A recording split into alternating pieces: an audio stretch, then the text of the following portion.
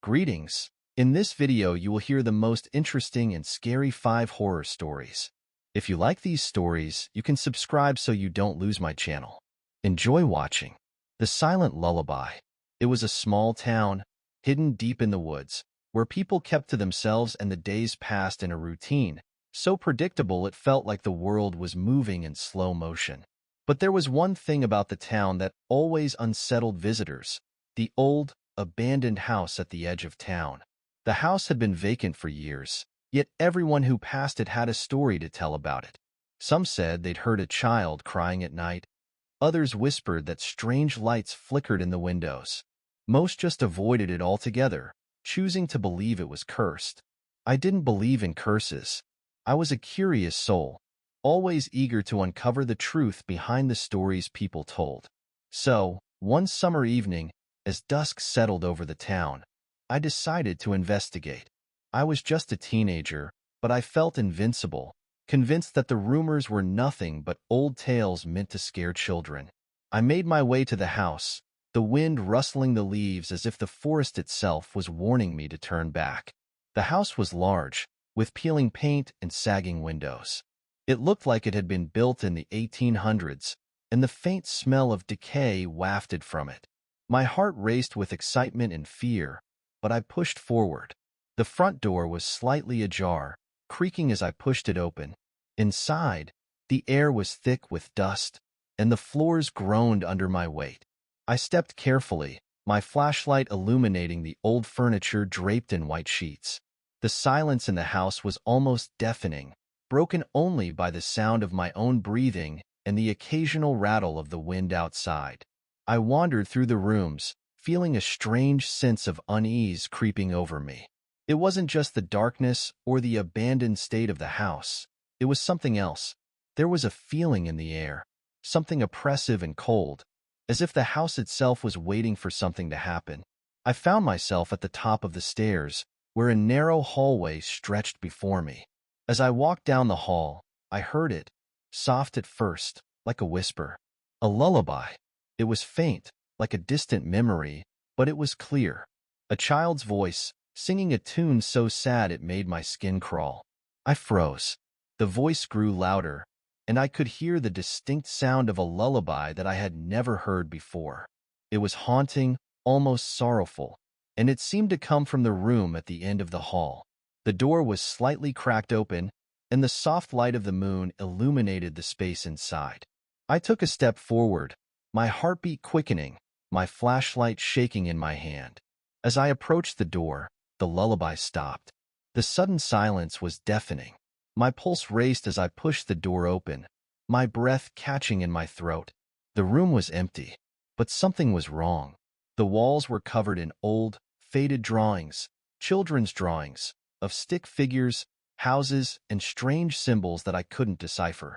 The air in the room was colder, and the floorboards creaked under my feet as I stepped inside. It felt as if something, or someone, was watching me. Then I heard it. A faint sound. A child's giggle. I spun around, but the room was empty. There was no one there. My flashlight flickered, and I swore I saw a shadow dart across the far corner of the room. Panic surged through me. I turned to leave, but as I reached the door, I felt something cold brush against my shoulder. I turned sharply, expecting to see a friend playing a prank, but there was no one. That's when I saw it. A small handprint, smeared across the dusty floor, leading toward the far wall. The handprint was tiny, like that of a child, but it was covered in something dark, something that looked like blood. I backed away, my heart pounding in my chest. The whispers came again, louder now. They weren't just whispers, they were voices. A chorus of children, singing the same lullaby, repeating the same haunting melody over and over. The walls seemed to close in on me, the room growing colder and colder. I turned and ran, bursting out of the room and down the hallway, my footsteps echoing in the silence. As I neared the stairs, I felt a hand grab my ankle, pulling me down. I screamed, trying to shake it off, but it only tightened its grip. The coldness in the air was unbearable now, and I could hear the faint sound of a child's laughter behind me. I stumbled, falling to the floor at the bottom of the stairs. My breath was ragged as I scrambled to my feet, panicking. The front door was so close. I could taste freedom, but the laughter, the voices, they were closing in. I made it outside, the chill of the night air hitting my face as I gasped for breath. I looked back, expecting to see the house, but it was gone. The house had vanished into the woods, as if it had never been there at all. I ran home, never once looking back. But the sounds of that lullaby still haunt me to this day. And every night, when I close my eyes, I hear the voice of the child calling out to me. I know you heard me. The doll in the attic. Maya had always loved antiques. She wasn't sure why, but there was something about old, forgotten things that fascinated her. When she moved into the house on Mill Lane, an old Victorian property with a history nearly as old as the town itself, Maya was drawn to the idea of finding hidden treasures among the dust and cobwebs. The house had been abandoned for over a decade, but when the bank put it up for sale, Maya saw it as an opportunity to start fresh, far away from the noise and chaos of the city. The first few weeks were uneventful, long, lonely days spent unpacking boxes and exploring the creaky house. It was on one of her trips to the attic that she found it. At first, she thought it was just another doll. An old porcelain figure with chipped paint, dusty clothing, and lifeless eyes. But there was something different about this one. It was unusually heavy, and as she dusted it off, Maya noticed the strange markings on its back, faint scratches, like someone had carved something into it. She tilted the doll to get a better look, and that's when she saw it. A name, Lily. Maya felt a chill run down her spine. The name seemed so familiar, but she couldn't place it. She turned the doll over in her hands, examining the faded, yellowed porcelain, the cracks in its face. There was something unsettling about it, but Maya dismissed it, chalking it up to the creepy old house. That night, the house felt different. The air was colder than usual, and the shadows in the corners seemed to shift with every passing second. Maya tried to shake off the feeling of unease as she made her way to bed, but something tugged at the back of her mind. The doll. She couldn't stop thinking about it. Around midnight, she awoke to the sound of soft footsteps in the hallway. Her heart raced as she lay still, straining to listen. The footsteps grew closer, then stopped outside her door. She held her breath, waiting for what felt like an eternity. Nothing happened. Confused, she turned over and glanced at the clock. 2:03 a.m. She had almost convinced herself it was just a figment of her imagination when the footsteps came again. This time, they were louder, more distinct. And they weren't coming from the hallway. They were coming from the attic. Maya hesitated for a long moment. She knew she should ignore it. She knew she should just go back to sleep. But something was pushing her to go upstairs, to confront whatever it was making those noises. Grabbing her flashlight, Maya opened the door and crept down the dark hallway. Each step felt heavier, more oppressive, as if something was watching her, waiting for her to make a move. The stairs creaked under her feet as she ascended toward the attic, and the air grew colder with every step. When she reached the attic door, it was slightly ajar. The faint light from her flashlight revealed a silhouette, a figure standing in the center of the room. It was the doll. It was standing, perfectly balanced on its feet, as though someone had placed it there intentionally. Its porcelain eyes seemed to gleam in the darkness, and the name, Lily, seemed to burn into her mind. Then the floorboards creaked. Maya froze, her heartbeat quickening. The air felt thick with tension, and she could almost feel the presence of something else in the room, something dark and filled with rage. Suddenly, the doll's head jerked to the side, its eyes locking onto hers. The room seemed to drop in temperature, and a voice, soft and childlike, whispered in the silence. "You shouldn't have found me." Maya's blood ran cold. She wanted to scream, but the words caught in her throat. She backed away slowly, not daring to take her eyes off the doll. As she turned to leave, she heard a giggle, a high-pitched, innocent sound that was anything but.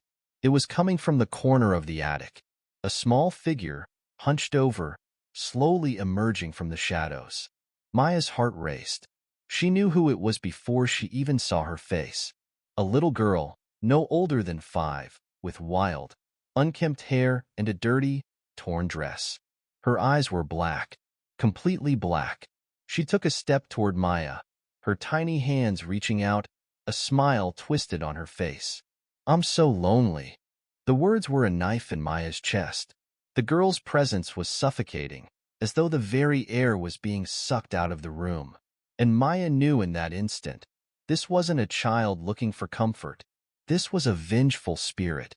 The doll in the corner tilted its head, and the attic door slammed shut with a deafening bang.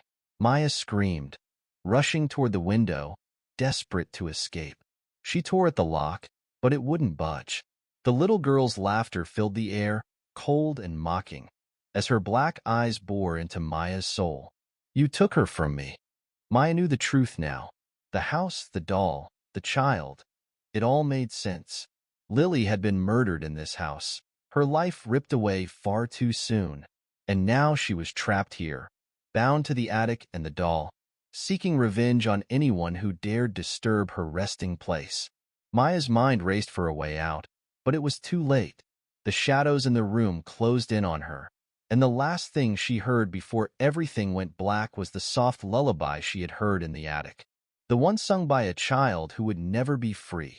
The Forgotten Swing. The town of Hollowbrook was known for its picturesque landscapes and sleepy streets, but it also carried a dark history that only a few dared to speak about. Among its many eerie legends was the story of the old playground, long abandoned and left to rot in the outskirts of town. Everyone knew it was haunted. Most of the locals would avoid it, but there were those, young and curious, who still ventured out there, eager to test the stories. Ryan was one of those curious souls. He had grown up hearing the tales, how a young girl named Sarah had tragically died in a swing accident many years ago. The story always left out key details, like the cause of her death and the strange occurrences that followed. But Ryan had always been the type to question things, to push boundaries and uncover the truth.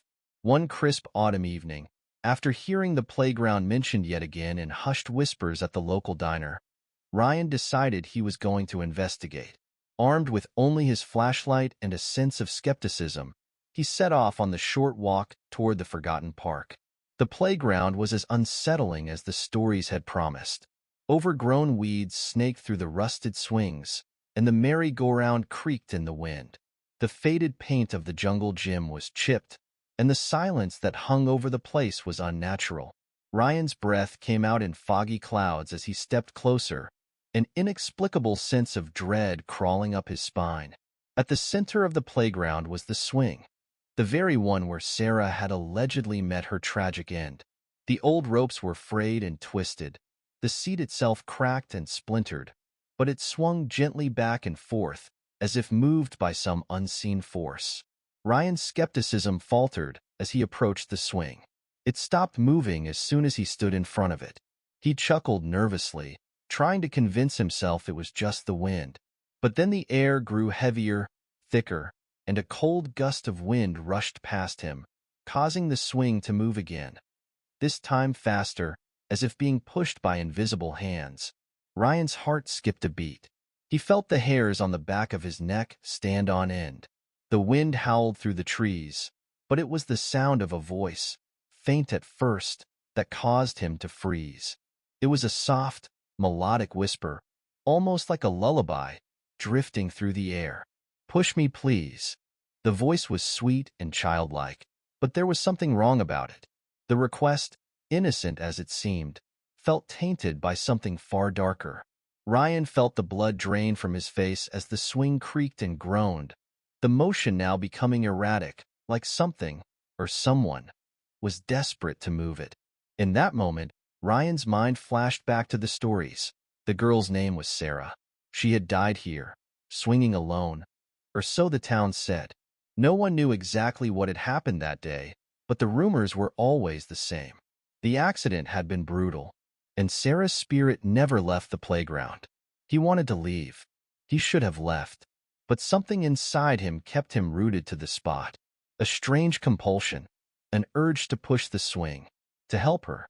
Before he could react, A shadow passed across his vision, and in an instant, the swing lurched backward with a force so violent it nearly tipped over. Ryan stepped back, his breath coming out in frantic gasps. The air was freezing now, a biting chill that cut through his jacket, and that voice echoed louder, more insistent. Push me higher. Ryan's legs felt heavy, his body frozen in place, as though an invisible weight was holding him there. His flashlight flickered, casting long, twisting shadows across the playground, and then he saw her. A small figure stood in the corner of his vision, obscured by the swing. She was a little girl, no older than 7 or 8, with long, tangled hair and a pale, expressionless face. She wore a faded white dress, and her eyes were empty, hollow, black. She took a step toward him, her bare feet making no sound against the cracked ground. Ryan's breath caught in his throat as she came closer, her small hand outstretched toward him. Push me. I need to go higher. The girl's voice was no longer sweet. It was filled with something darker, something desperate. Her black eyes locked onto his, and Ryan could feel the overwhelming weight of her gaze. The swing creaked again. The motion became even more erratic, as if the very ground itself was shaking. The girl's lips curled into a twisted smile, her face contorting in an expression of eerie joy. Ryan could feel the air around him shift, the temperature plummeting even further. A terrible realization gripped him. The spirit of Sarah was no longer the innocent child she once was. She had become something else, something vengeful, and it was clear now what she wanted. She wanted to be set free, and the only way to do that was to pull someone else into her tragedy. Ryan snapped out of his trance, his instincts kicking in. He spun around, desperate to run, but the ground beneath him seemed to shift, becoming soft and slippery, like quicksand. He stumbled, unable to keep his balance, and heard the soft, haunting giggle of the girl behind him. Don't go, it's too late. The swing moved faster now, the chains rattling as if something was pulling it with terrifying speed. Ryan ran, his heart pounding in his chest, but every time he thought he was getting farther away from the playground, he felt the cold presence right behind him. The swing's screeching sound echoed in his mind, drowning out everything else. He finally made it out of the park, gasping for air, but the echoes of that voice lingered in his ears. You didn't help me. It wasn't until days later that Ryan learned the true extent of Sarah's death. The town had always hushed up the details, but he found an old article in the local library. It described a tragic accident, how Sarah had died while playing alone on the swing, but what the article didn't mention was the other child, the one who had died that same day, the one no one had talked about. Ryan was not the first person to encounter Sarah's spirit, and he wouldn't be the last. The crying eyes. For years, Lucy had heard rumors about the house on the corner of Fox and Elm. It was always the same story. The house was cursed, haunted by the restless spirit of a young child who had died under mysterious circumstances. The house had stood empty for as long as Lucy could remember, its windows dark, its door tightly shut, and its paint peeling in the harsh weather. But the rumors were always the same. Anyone who dared to enter the house would hear the cries of a child, and those who did would never be the same again. Lucy was intrigued by the stories, but she never believed them. She had grown up in Foxwood and was used to the strange rumors about the houses on her street. The fact that this particular house had stood abandoned for decades only added to its allure. One cold, foggy evening, Lucy found herself standing in front of the house. The street was eerily quiet, the fog thick enough to make the world seem like a distant dream. She felt an overwhelming curiosity pulling her toward the front gate, which creaked open when she pushed it. The house loomed in front of her, dark and imposing, its windows reflecting the pale moonlight. Lucy hesitated for a moment, the cold biting into her skin, but then she took a deep breath and crossed the threshold. The door, strangely unlocked, swung open with a soft creak. She stepped inside, the stale air hitting her like a wave. Dust coated every surface, and the silence was suffocating. It was as if the house hadn't been disturbed in years. No footprints, no sign of life. And then she heard it. A faint cry. A child's voice, soft but filled with despair, echoing through the halls. It was a high-pitched wail, so fragile it seemed to cut through the thick silence of the house. Lucy's heart raced. She tried to ignore the feeling that crept up her spine, the sense that something was wrong. She told herself it was just the wind, just the house settling. But the cry came again, this time louder, and then a soft, trembling voice followed. "Help me! Help me!"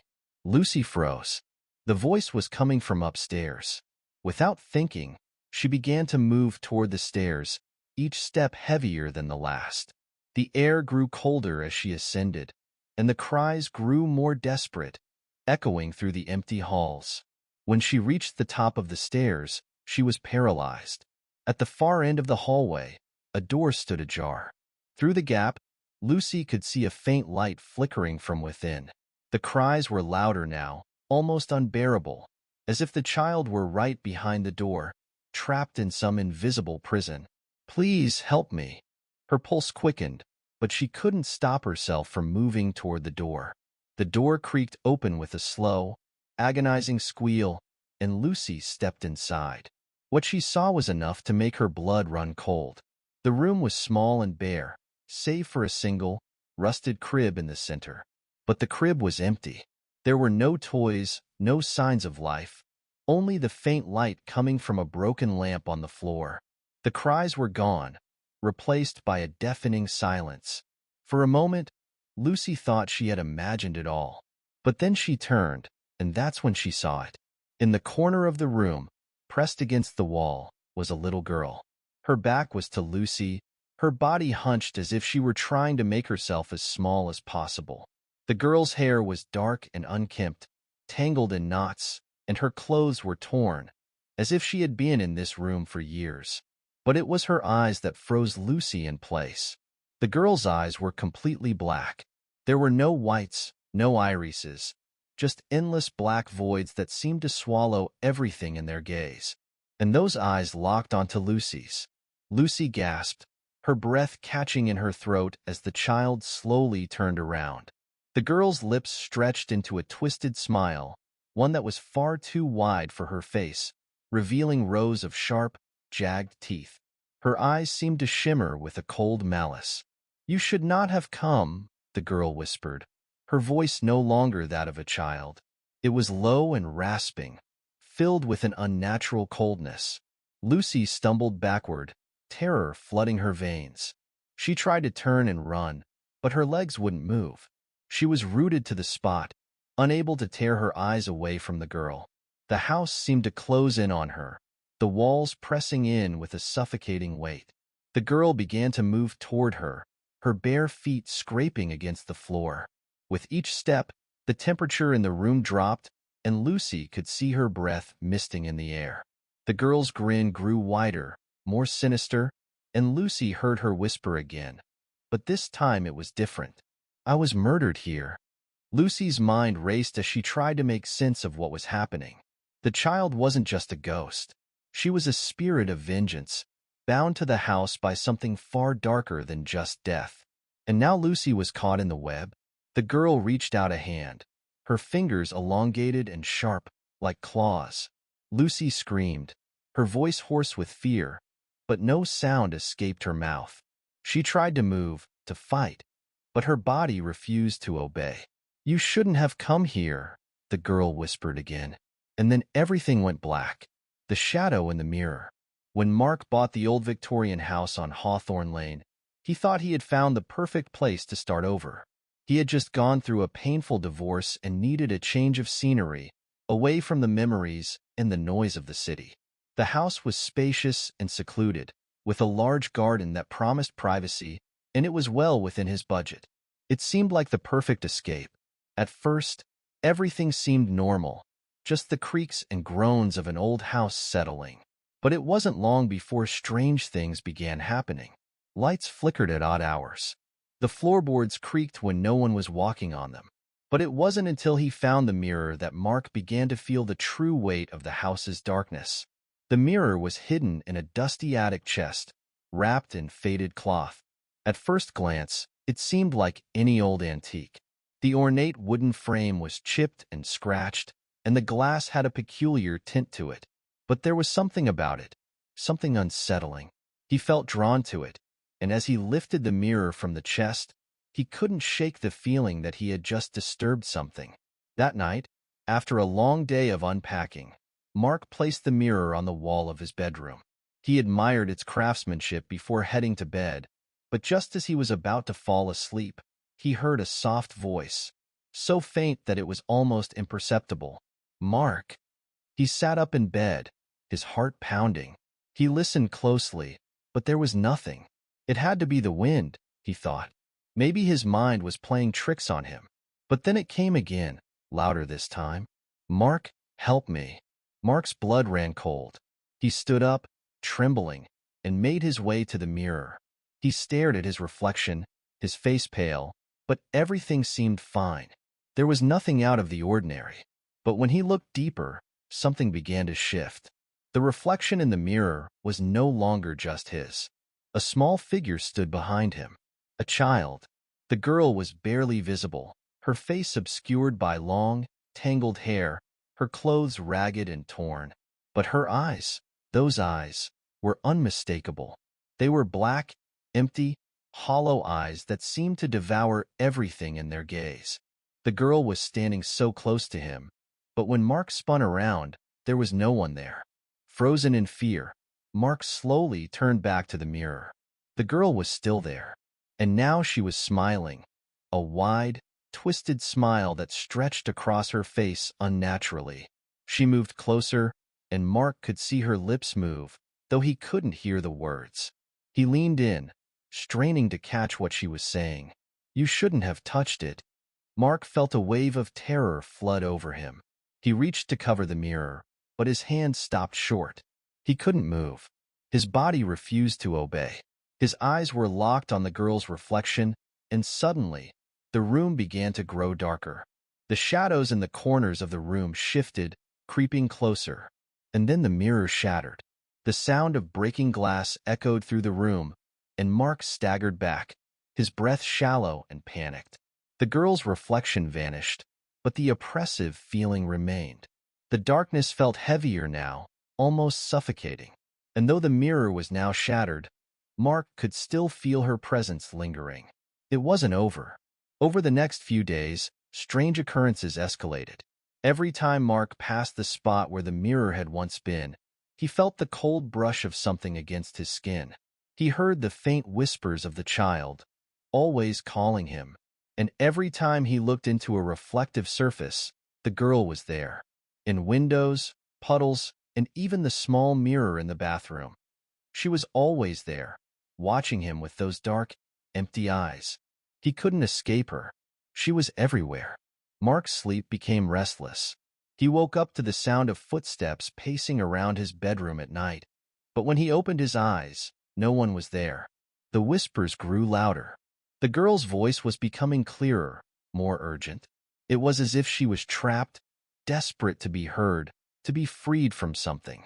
Then, one night, Mark finally couldn't take it anymore. Exhausted and on the edge of insanity, he decided to leave. He packed his bags and headed for the door, but as he reached for the handle, a chilling voice filled the room. "You can't leave me." Mark spun around, his heart hammering in his chest. The girl was standing in the doorway, her black eyes staring at him, unblinking. She was closer now, so close that he could feel the coldness radiating off of her. The air around him turned freezing, and he could see his breath fogging in the air. "You can't leave until you help me." Mark staggered backward, his hands raised as if to shield himself. He could feel the weight of her presence growing stronger. The walls seemed to close in around him, and he realized, with sudden clarity, what had happened. The child in the mirror, she had been murdered. Trapped in the reflection, her spirit couldn't escape. And now, she was bound to the house, waiting for someone to help her cross over. But the price was steep. Mark had touched the mirror. He had disturbed her resting place. And now, there was no escape. The last thing Mark saw before the darkness consumed him was the girl's smile, her twisted, macabre grin, as she stepped closer, her fingers reaching for him. His body trembled, but he couldn't move. The darkness swallowed him whole. No one ever saw Mark again. The house on Hawthorne Lane still stands, empty and abandoned. The rumors continue to spread, and the story of the vengeful child mirrors the fate of anyone who dares to disturb the house. The girl waits in the reflection, her black eyes forever searching for the next soul to help her escape. But be warned. If you ever pass by the house, be careful not to glance at the windows or the mirrors. Because if you do, you might see her staring back at you. And if you see her, it may be too late.